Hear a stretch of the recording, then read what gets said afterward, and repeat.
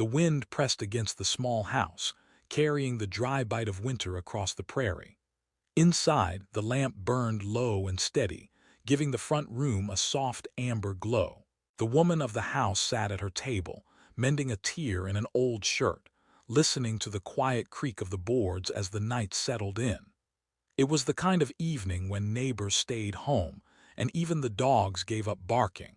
Then came a knock, sharp, urgent, not the polite tap of a friend but a sound that cut through the stillness like a blade. She froze, needle in hand, heart quickening in the hush that followed.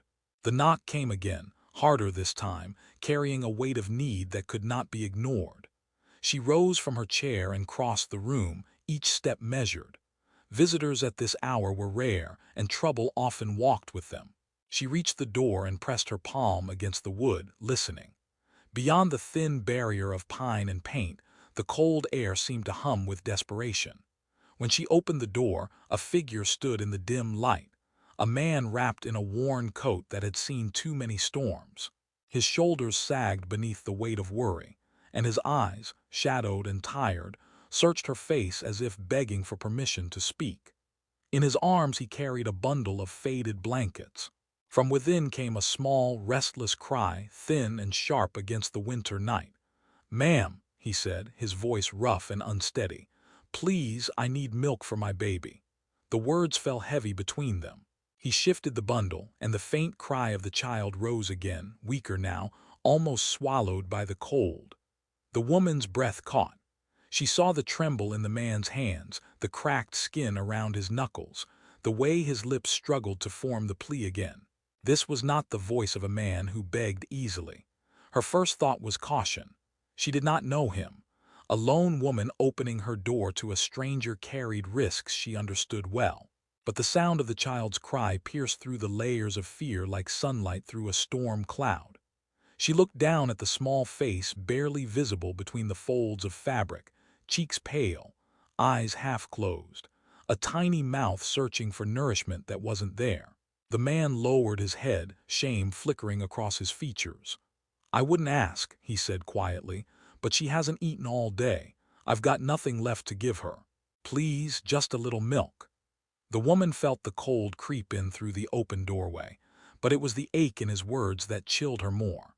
She noticed the threadbare patches on his coat, the tired bend of his shoulders, and the way he clutched the baby as though the child were the only thing holding him upright.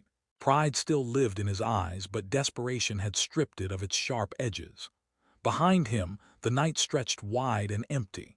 No horse waited by the fence, no lantern glowed in the distance.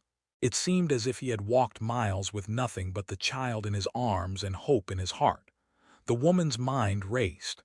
A jug of milk stood in the kitchen.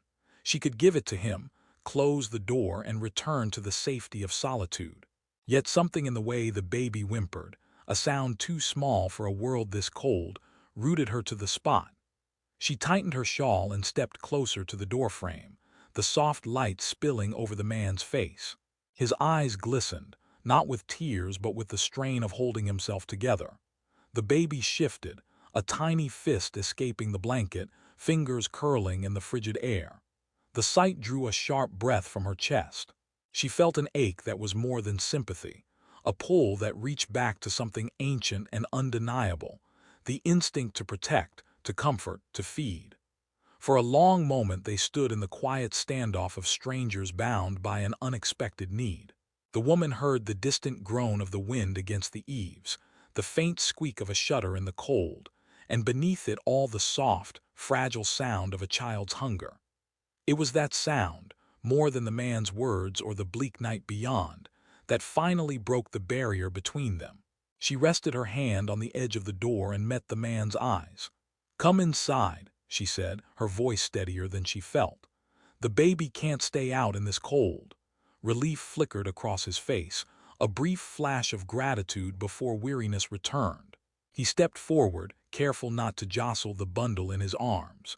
As he crossed the threshold, the child let out a soft sigh, as if sensing the promise of warmth. The woman closed the door behind them, shutting out the winter night, and felt the first stirrings of a story that neither of them could yet name. The door clicked shut behind them, and the wind's howl softened into a faint murmur outside. The sudden quiet inside the small house felt almost fragile, like a bubble of warmth holding back the cold night. The man paused just inside the threshold, his boots leaving small prints of snow on the wooden floor. He shifted the bundle in his arms as if to make sure the baby stayed snug. The woman stepped ahead and lit another lamp, bathing the room in a soft glow that reached into the corners and chased away the sharp edges of the dark. For a moment they stood without words. The man's eyes followed the gentle circle of light around the room, the rough-hewn table, the iron stove, the shelves lined with jars of last summer's preserves. He held the child closer, his breath coming in shallow bursts from the long, cold walk. The woman noticed how his coat, though heavy, failed to hide the thinness of his frame. Hunger showed in the hollow beneath his cheekbones, and exhaustion tugged at the corners of his eyes. "Set the baby down here," she said softly, pulling a rocking chair closer to the stove. "It's warmer near the fire." He hesitated, then nodded, lowering the bundle onto the padded seat with a care that spoke of both love and fear. The baby stirred, releasing a small whimper that cut through the silence like a plea. The woman bent to peel back the blanket. A tiny face emerged, pale but perfect, eyes squeezed shut against the new brightness of the room.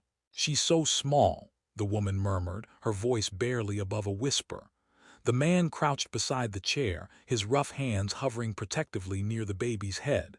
"Her name is Anna," he said. "She hasn't had a full meal since yesterday morning.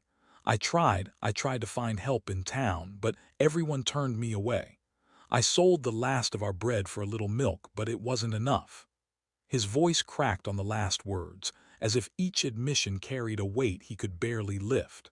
The woman straightened and moved toward the kitchen, her steps purposeful now. "I have milk," she said. "It isn't much, but it will do for tonight." She warmed the milk on the stove while the man remained by the rocking chair, one large hand resting lightly on the edge of the cushion. He watched the baby's chest rise and fall with a rhythm so delicate it seemed the whole world might break it. The woman returned with a small cup and a soft cloth, her movements steady and sure. She knelt beside the chair and offered the cup to the man. "Here," she said. "Let her sip slowly, not too fast or she'll choke." His hands trembled slightly as he accepted the cup. He adjusted the baby in his arms, guiding the rim gently to her tiny mouth. At first the child turned away, weak and uncertain. Then she latched on, drinking in small, desperate gulps. Relief softened the man's face as the sound of quiet swallowing filled the room. He looked up at the woman with eyes that shone in the lamplight. "Thank you," he whispered. "You don't know what this means." She gave a small shake of her head. "A child shouldn't suffer," she said simply. "No thanks needed." The baby drank with growing eagerness, her small fists relaxing as the warm milk filled her belly. The woman watched with a mixture of wonder and ache, feeling the tug of a bond she hadn't expected. Something about the way the child clung to life with such quiet determination stirred an instinct deep within her, a call older than words. When the cup was empty, the man gently lifted the baby to his shoulder and patted her back. A soft burp escaped, followed by a sigh that sounded almost like contentment. The woman smiled despite herself, the sound easing a tension she hadn't realized she carried. "She's a fighter," the man said, his voice thick with pride and exhaustion. "Her mother," he stopped, his jaw tightening. The woman waited, sensing the story behind his pause. He took a breath and continued, his voice low. "Her mother died last month, fever. We were on the road trying to find work. I've been doing what I can, but—" He glanced down at the baby, his eyes dark with grief. "It's been hard to keep her fed." The woman's heart tightened. She reached out and touched the baby's tiny hand, the skin soft as silk against her calloused fingers. "You've kept her alive," she said gently. "That's no small thing." He gave a weary nod, though the lines of guilt remained etched on his face. "I keep thinking I should have done more, found help sooner, but every door stayed closed." "Not tonight," she said quietly. "Tonight this door was open." They exchanged a look that carried more than simple gratitude. In that glance lay the silent recognition of shared humanity. the understanding that sometimes survival depends not on strength alone, but on the mercy of a stranger. The woman fetched a clean blanket and draped it over the baby, tucking it carefully around her tiny frame. The child stirred, then settled into a peaceful sleep, her breath slow and even. The man watched, shoulders sagging with a relief so deep it looked almost like surrender. "You must be hungry too," the woman said after a moment. "I have stew left from supper. It's plain, but it will warm you." His first instinct was to refuse. Pride flickered in his eyes, the pride of a man who had lived by his own hands even when life pressed hard. But the smell of the stew, rich with herbs and slow-cooked meat, betrayed the emptiness in his stomach. He nodded once, silent but grateful. She ladled the stew into a bowl and placed it on the table. He ate slowly at first, then with the steady appetite of someone who had gone too long without a full meal.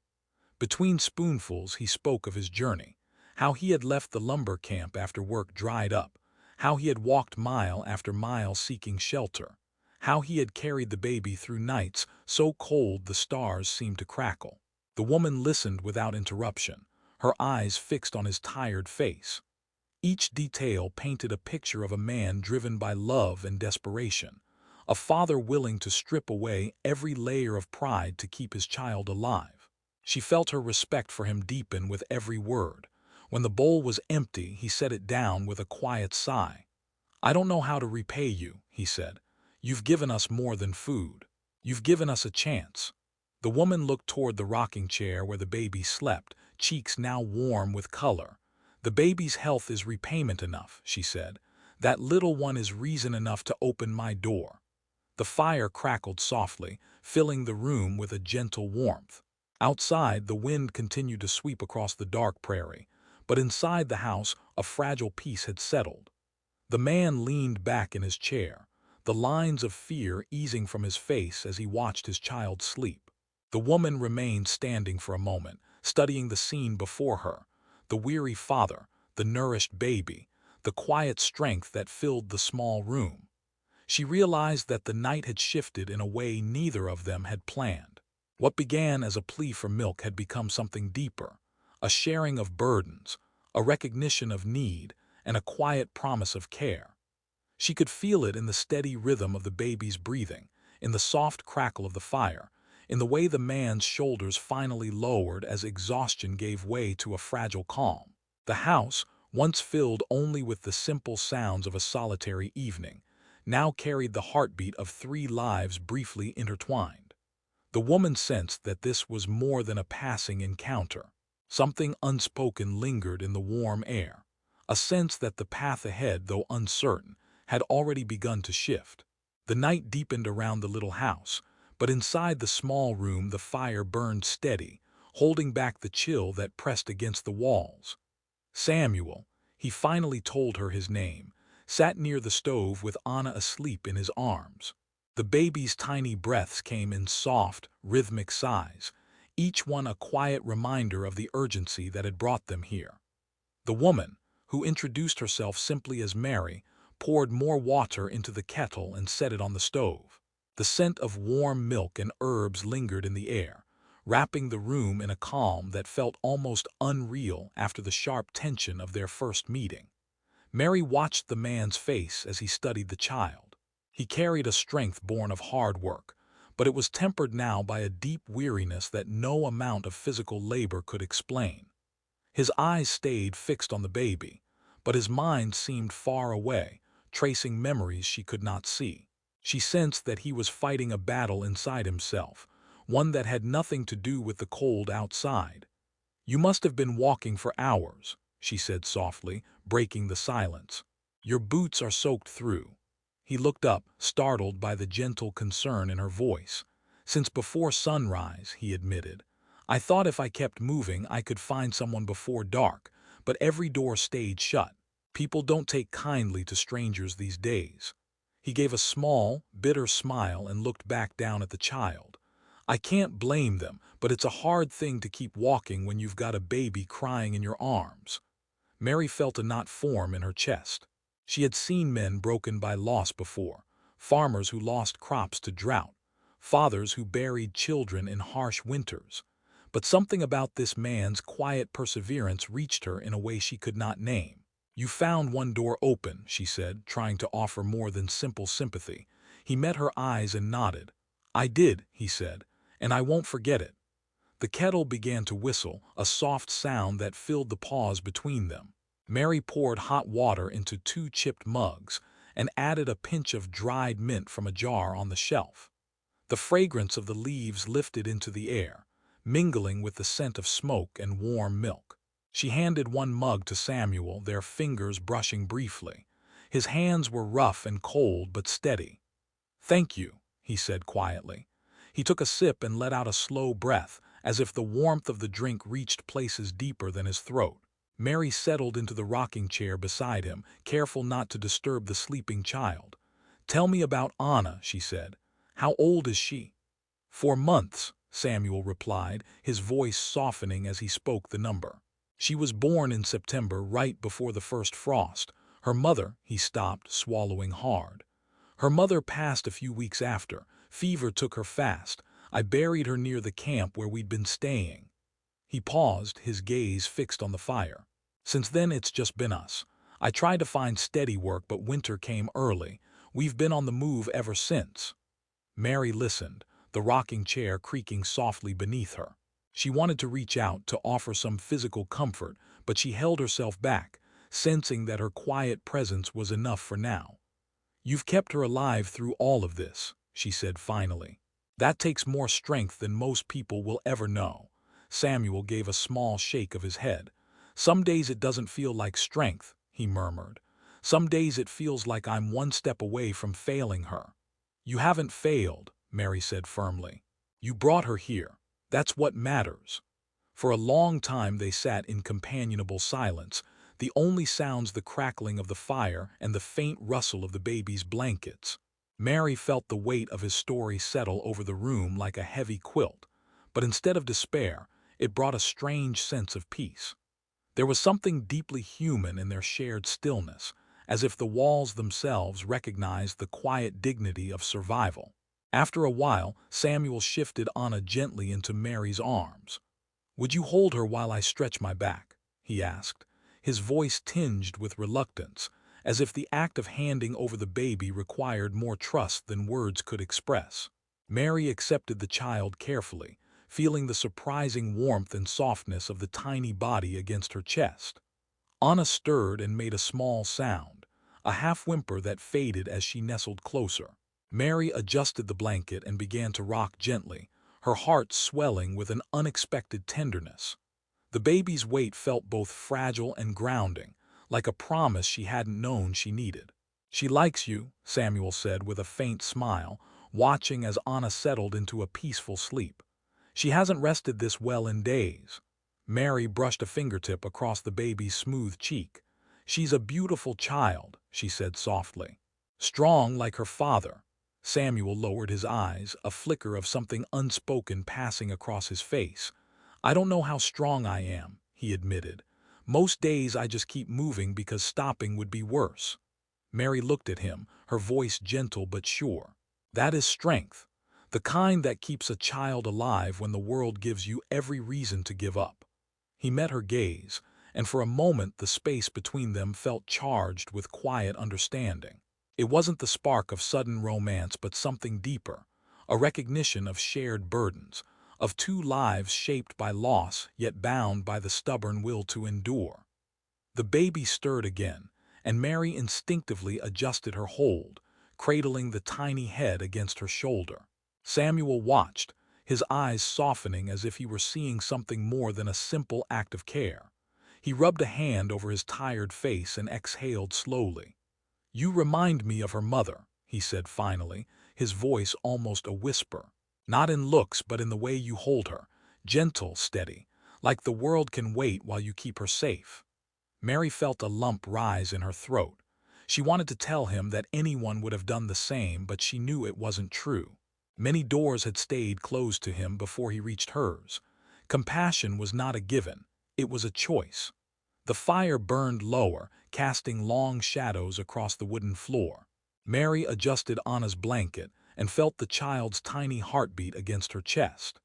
Each soft breath carried a warmth that seeped into her own heart, loosening something that had been locked away for years. She had lived alone for so long that she had nearly forgotten the feeling of being needed. Samuel rose to add another log to the fire, the light revealing the quiet determination in his posture. When he returned to his chair, his eyes lingered on Mary and the baby, a silent gratitude passing between them. He spoke of his journey in greater detail now, of nights spent in abandoned barns, of the endless search for work, of the small moments of hope that kept him moving forward even when the road felt impossible. Mary listened, asking gentle questions that allowed him to share without shame. With each answer, the walls around his grief thinned, letting in slivers of light. He described the day Anna was born, the way her mother had smiled despite the pain, the promise he had whispered to the tiny infant to always protect her. His voice trembled as he recounted the fever that took his wife and the helplessness of holding a baby who needed more than he could give. Mary felt tears prick her eyes, but she held them back, knowing this was his story to tell and hers to honor. When he fell silent, she shifted Anna slightly so he could see the child's peaceful face. "She's safe tonight," Mary said quietly. "That's what matters." Samuel nodded, his jaw tightening as he fought to contain his emotions. "I don't know what tomorrow will bring," he admitted. "But tonight I can breathe." The clock on the wall ticked steadily, marking the slow passage of time. Outside, the wind had quieted, leaving only the soft patter of snow against the window. Inside, the room felt suspended, as if the world beyond the walls had paused to allow this fragile moment of connection. Mary continued to rock Anna, her own breathing matching the baby's gentle rhythm. She could feel the weight of the child not only in her arms but in the quiet shift of her heart. Something about this night, this man, this baby, had entered the fabric of her life in a way she could not ignore. Samuel leaned forward, elbows resting on his knees, his eyes fixed on the small miracle sleeping between them. "You've given us more than food and warmth," he said softly. "You've given us a reason to hope." Mary met his gaze, the steady glow of the fire reflecting in her eyes. She did not speak, but in the silence their understanding deepened. Two strangers, drawn together by need, were beginning to share something larger than either had planned. A quiet recognition that sometimes family is not found but formed, one choice at a time, in the warmth of a single open door. The first light of morning crept softly through the small cabin window, spilling a pale gold across the floorboards and waking Mary before the rooster's cry. The fire had died down to a faint glow, but the room still held the gentle warmth of the night before. She lay for a moment listening to the quiet, the slow tick of the clock, the faint rustle of blankets, the steady breath of the man sleeping in the chair. Samuel sat slumped near the stove, his head tilted slightly forward, arms cradling Anna with the same careful strength he had shown all night. The baby rested peacefully against his chest, a tiny hand curled against the rough fabric of his coat. Mary rose and moved quietly, careful not to disturb the fragile calm. She fed a few logs into the stove and coaxed the embers to life, the soft crackle of rekindled flames filling the room. The smell of wood smoke rose again, carrying with it a sense of safety. She glanced at Samuel, noticing how exhaustion had softened the lines of his face. In sleep he looked younger, almost boyish, as though the hardships of the road had loosened their hold for a few precious hours. As the fire brightened, Anna stirred in his arms with a small whimper. Samuel blinked awake, his eyes momentarily clouded with confusion before settling on the tiny face pressed against his chest. A slow smile spread across his features, weary but genuine. "Morning," Mary said softly, her voice carrying across the quiet room like a gentle bell. Samuel lifted his head and returned the greeting with a nod. "Morning," he echoed, his voice rough from sleep. He shifted the baby carefully, rubbing her back with a tenderness that made Mary's heart tighten. "She slept," he added, almost in disbelief. "She needed the rest," Mary replied. "So did you." She poured hot water into a kettle and began preparing a simple breakfast of oats and dried fruit. The smell of simmering grain soon joined the scent of burning wood, wrapping the room in a homely comfort that seemed to soften every hard memory of the night before. Samuel watched her work with quiet appreciation. "I'd forgotten how good it feels to wake to the smell of breakfast," he said. "It's been months since we had a roof that felt like more than a stop along the way." Mary stirred the pot and glanced back at him. "You've been on the road that long," he nodded slowly. "Since the fever took Anna's mother, I left the lumber camp when the work dried up. Thought I'd find a town willing to hire a pair of hands. But winter came early, and each door seemed to close before I reached it. Some nights I thought we'd be swallowed by the cold before morning." His eyes dropped to the baby, his thumb tracing a small circle on her blanket. "She's the reason I kept walking. I couldn't stop, not while she needed me." Mary felt the weight of his words settle between them. She ladled the oatmeal into 2 bowls and set them on the table, the steam rising in soft spirals. "You kept her alive," she said gently. "That matters more than anything." Samuel carried Anna to the table, cradling her in one arm while he ate with the other. Mary watched the way he balanced the tasks, feeding himself, soothing the baby, keeping a constant eye on her small movements. It was a quiet dance of care, one that spoke of nights spent learning every sound and every need. Between bites, he shared more of his story. He spoke of the camp where he once worked felling trees, of the men who drifted away when the pay dried up, of the long miles he had walked with only a few coins in his pocket. He told her of the nights when the stars felt close enough to touch, but loneliness pressed harder than the cold. He spoke of Anna's mother, a gentle woman named Clara who had smiled through every hardship, who had whispered promises to the baby she would not live to keep. Mary listened without interrupting, her hands wrapped around her mug for warmth. She had lived alone for years, content with her small routines and the steady rhythm of solitary life. Yet as she listened to Samuel's story, she felt a stirring inside her that was both tender and unsettling. His voice carried not just sorrow, but a quiet determination that called to something she had almost forgotten, the part of herself that longed to care and be cared for in return.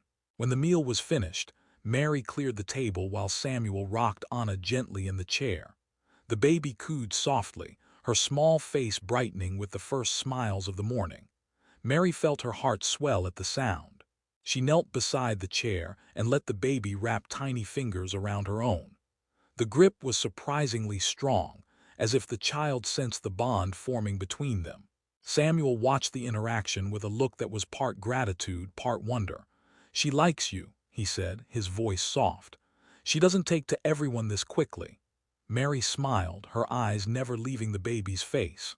"Maybe she knows she's safe," she replied. The simple exchange carried a weight neither of them needed to explain. Trust was growing in the quiet spaces between words, built on small acts of kindness rather than grand declarations. Samuel set the baby gently in Mary's arms, his eyes meeting hers with silent permission. Mary adjusted the blanket and held Anna close, breathing in the faint scent of milk and wood smoke. The child's warmth seeped into her chest, filling a hollow she hadn't realized was there. As the morning stretched on, Samuel helped with small chores around the house. He carried firewood from the shed, tightened a loose hinge on the door, and repaired a leaking seam on the water barrel. Mary watched him work, noticing how his movements were careful but efficient, the habits of a man who had survived by skill and persistence. Each task he completed added a subtle sense of belonging to the space, as though the house itself welcomed his presence. Between chores, they shared quiet conversation. Samuel asked about Mary's life on the prairie, about the neighbors she seldom saw and the routines that kept her days steady. Mary spoke of the small vegetable garden she tended in spring, of the long evenings spent reading by the fire, of the silence that had once felt comforting but now seemed heavy in contrast to the lively energy of the baby.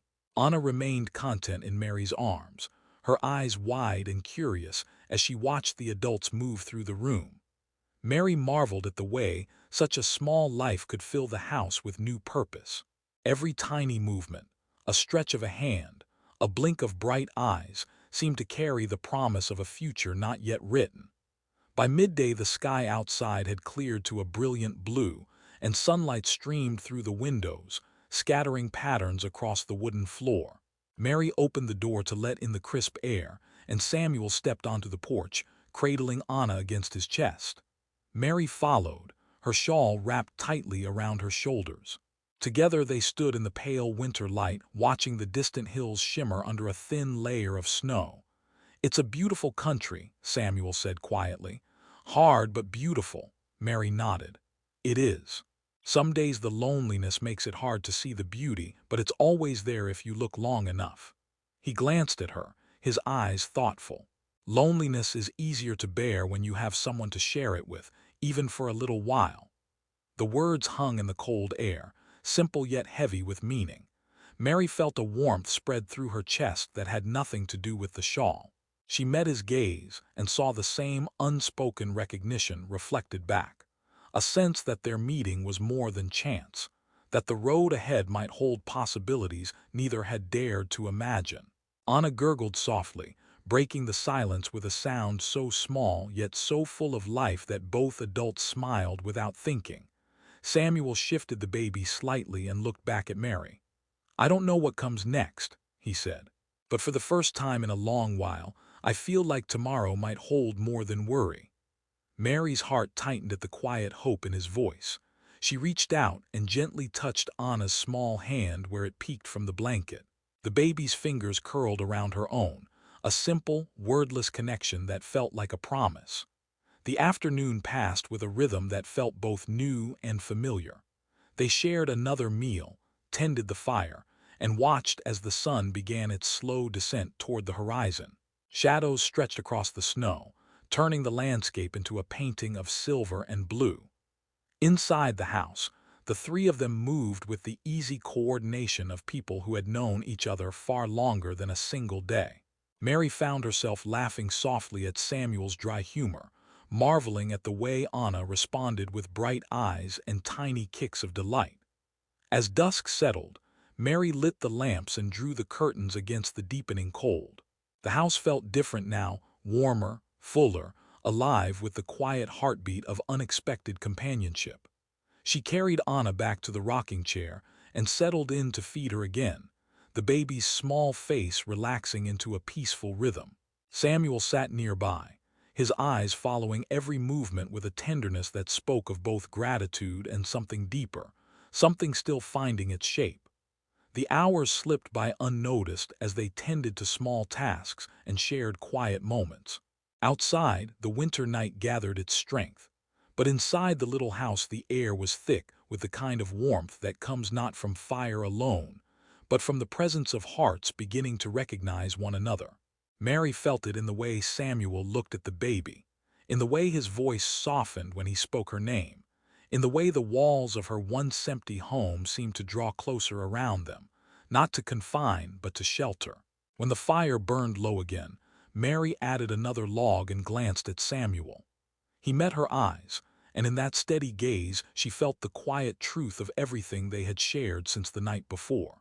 No promises were spoken, no plans were made, yet the connection between them deepened with every passing hour, carried on the simple acts of care that had brought them together. The child slept, the wind whispered against the walls, and the small house held the fragile beginning of something neither of them had expected, but both were slowly learning to trust. The next morning broke with a soft gray light that crept slowly across the prairie. Frost clung to the window panes, painting delicate patterns that glittered when the first pale rays of the sun reached through the clouds. Mary awoke to the gentle sound of Anna's breathing and the quiet shuffle of Samuel moving about the room. The fire had been tended already. A new log crackled softly in the stove, filling the house with a steady warmth. Samuel stood near the window, holding the baby against his shoulder. His eyes were fixed on the horizon where the sky opened wide over fields of snow, but his thoughts seemed far away. Mary watched him for a moment before rising, her bare feet brushing the cool floor. She wrapped a shawl around her shoulders and moved toward the stove, her heart stirring with a mix of gratitude and something she was not ready to name. "You're up early again," she said, her voice low in the quiet room.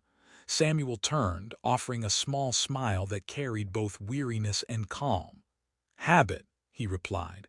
"The mornings on the road are always coldest. I'm used to waking before the sun."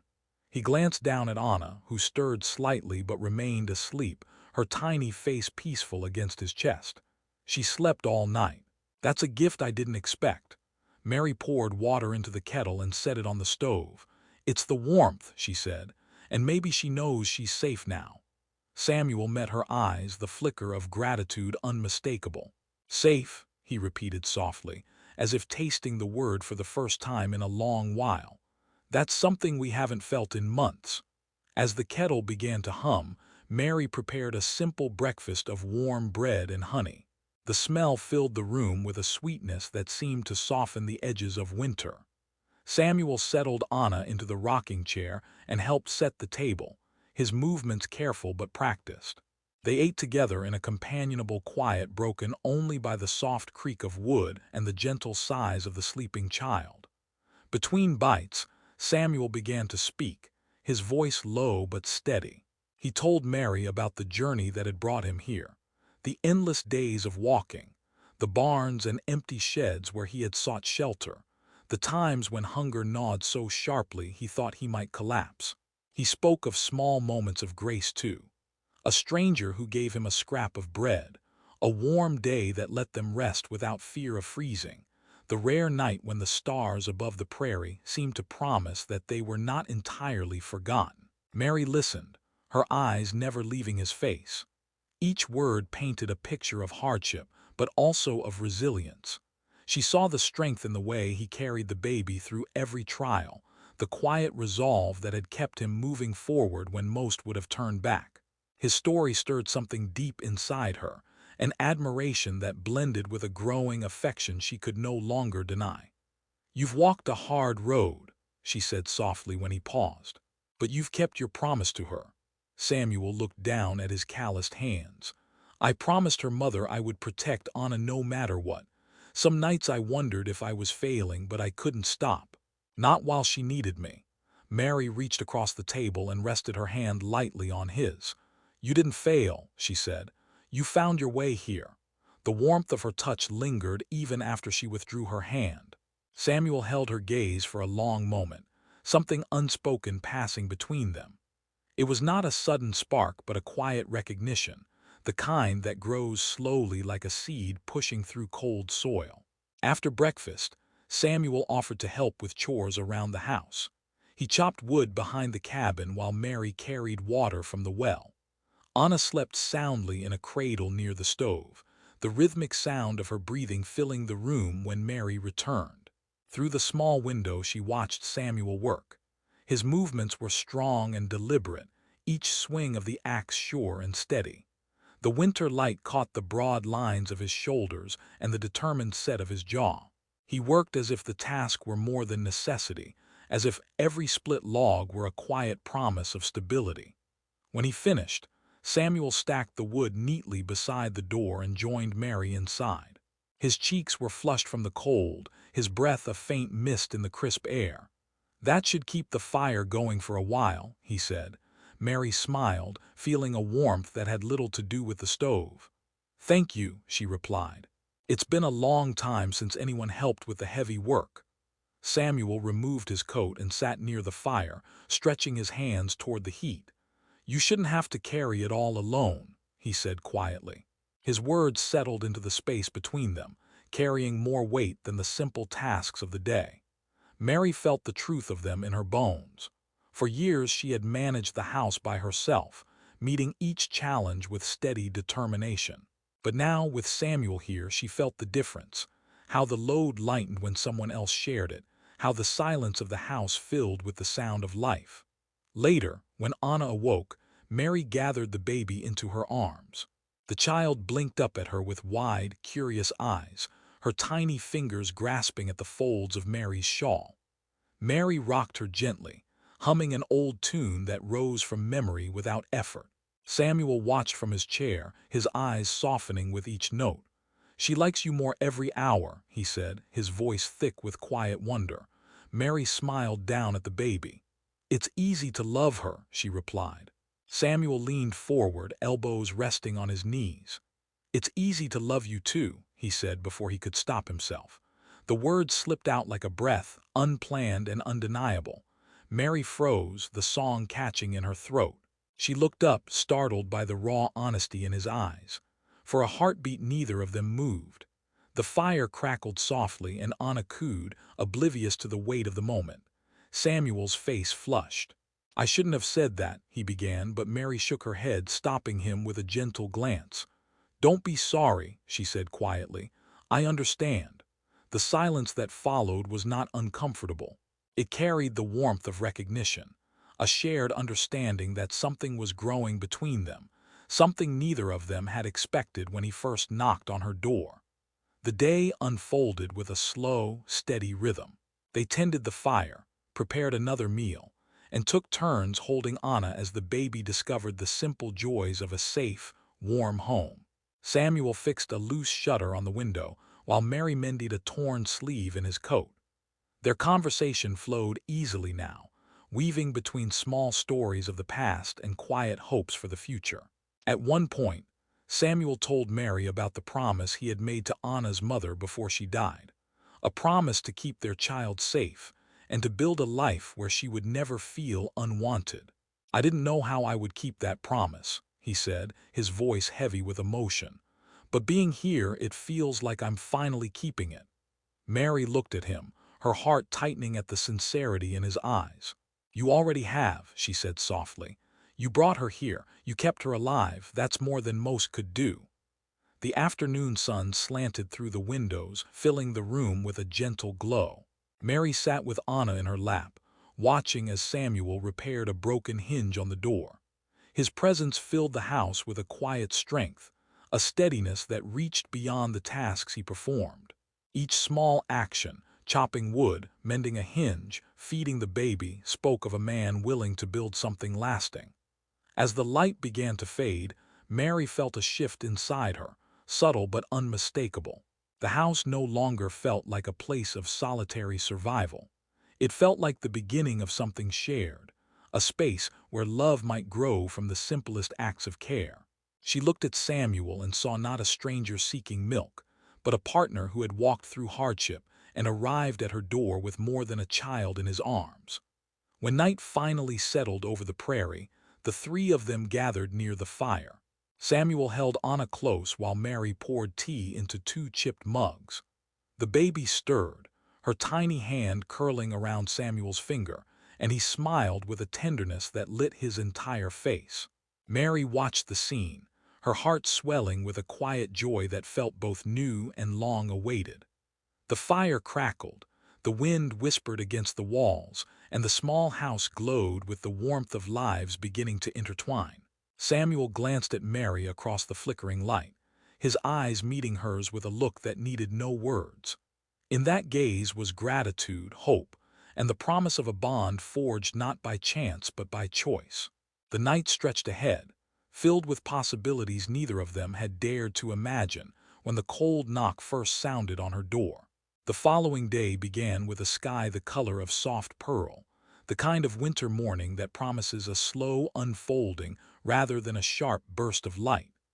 Mary awoke to the sound of faint humming and the gentle creak of the rocking chair. She rose quietly and stepped into the main room. Samuel sat near the stove, Anna resting against his chest, her tiny head nestled beneath his chin. He rocked her in an easy rhythm, his eyes half closed as he murmured a low tune that seemed to carry both comfort and longing. The fire cast a warm glow across the room, illuminating the quiet bond between father and child. Mary paused in the doorway, her heart catching at the sight. Something about the steadiness of the scene, the strong arms cradling a fragile life, the soft rise and fall of the baby's breathing, filled her with a feeling she could not quite name. It was more than admiration. It was a deep recognition of the love that had carried them through cold nights and miles of uncertainty to this small refuge. Samuel looked up when he sensed her presence. His tired eyes brightened at the sight of her, and a faint smile curved his lips. "She woke early," he said softly, "but she's content now. I think she likes the sound of the fire." Mary stepped closer, her bare feet whispering against the wooden floor. "Or maybe she likes the sound of her father's voice," she replied with a gentle smile. Samuel glanced down at Anna, who stirred and made a soft cooing sound, as if agreeing with the thought. He chuckled quietly. "She's stronger today," he said. "It's the first morning I've seen her cheeks with a bit of color." Mary knelt beside the chair and brushed a fingertip across the baby's warm cheek. "She's thriving," she said. "That's because of you." Samuel shook his head, the movement slow and thoughtful. "Because of you," he corrected. "I don't know what would have happened if I hadn't found your door." Mary felt heat rise to her cheeks, though the room was already warm. "You would have kept walking," she said softly. "You would have found a way, you always do." He met her gaze with a look that seemed to hold more than gratitude. "Maybe," he admitted. "But I'm glad I didn't have to." The kettle began to hum on the stove, breaking the spell of the moment.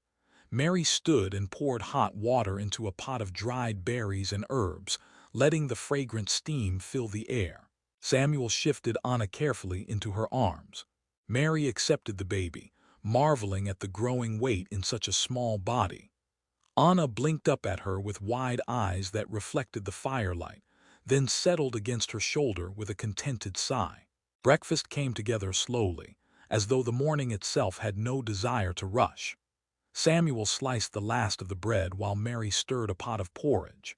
The three of them moved through the small space with a quiet harmony, their actions flowing together like a well-practiced routine, even though they had shared only a few days. The simple meal tasted richer than any feast, flavored by the comfort of companionship and the knowledge that for now, hunger and cold were held at bay. After they ate, Samuel helped tidy the house.